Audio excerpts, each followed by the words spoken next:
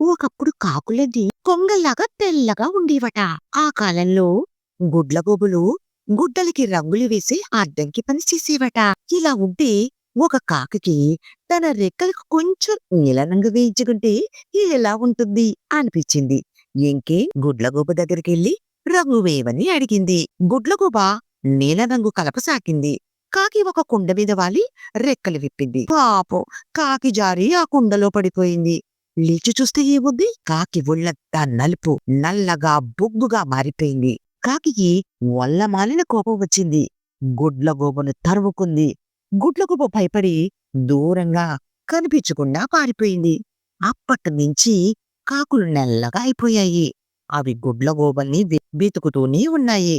వీటి కంటపడకుండా గుడ్లగూబలు ఎక్కడా తిరగకుండా దాక్కుంటాయి. రాత్రులు కాకులకి కళ్ళు కనిపించవు. అందుకని గుడ్లగూబలు రాత్రులు మాత్రమే తిరుగుతాయి.